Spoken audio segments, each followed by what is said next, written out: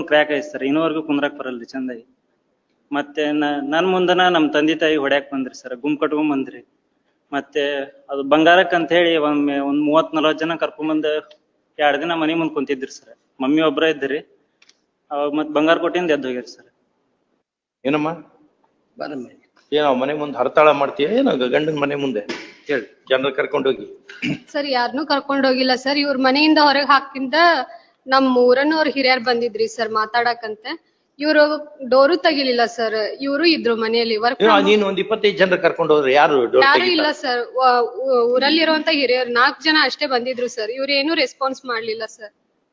ನಮ್ನು ಒಳಗ್ ಕರ್ಕೊಲಿಲ್ಲ ಸರ್. ನಾನು ನಮ್ಮ ಮಮ್ಮಿ ನಮ್ಮಪ್ಪ ಹೊರಗ ಬಿಸ್ಲಲ್ಲೇ ನಿಂದ್ರಿಸಿದ್ರಿ ಸರ್ 3 ತಾಸು. ಅವ್ರ ಆಮೇಲೆ ಹಿರಿಯರ್ನ ಕರ್ಕೊಂಡ್ರಿ ಸರ್. ಅವ್ರ ಏನ್ ಹೇಳಿದ್ರು ಇವ್ರು ಏನು ಒಪ್ಕೊಳಿಕ್ಕೆ ತಯಾರಿಲ್ಲ ಸರ್.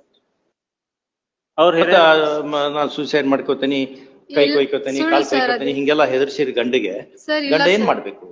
ಗಂಡನ ಪ್ರೀತಿಯಿಂದ ಗೌರವದಿಂದ ಕಾಣ್ಬೇಕು. ಅವಾಗ ಗಂಡನು ಸಹಿತ ಪ್ರೀತಿ ತೋರಿಸ್ತಾನೆ ಅಲ್ವಾ? ಸುಳ್ಳು ಹೆದರ್ಸಂಗಿದ್ರೆ ಆಮೇಲೆ ನಾಳೆ ರಾತ್ರಿ ಮರೆಯ ಮಕ್ಕೊಂಡಾಗಿ ಇವಳೆಲ್ಲ ಮ್ಯಾಲು ಹತ್ಕೊಂಡು ಹೋಗಿ ಮ್ಯಾಲಿಂದ ಹಾರಿದ್ರೆ ಏನ್ ಮಾಡೋಕು ಅನ್ಕೊಂಡು ಭಯ ಇದ್ರೆ ಗಂಡ ಮಲ್ಕೊಳ್ಳೋದ್ ಹೆಂಗೆ? ಅಂತ ವ್ಯಕ್ತಿ ಜೊತೆ ಜೀವನ ಸಹಬಾಳ್ವೆ ಮಾಡೋದ್ ಹೆಂಗೆ? ಅದಕ್ಕೇನೇ ಸಮಸ್ಯೆ ಇದ್ರು ಒಳ್ಳೆ ಒಂದು ಥೆರಪಿಸ್ಟ್ ಅದಕ್ಕೆ ಕರ್ಕೊಂಡೋಗಿದ್ದ ಗಂಡ ಬೇಕಾ?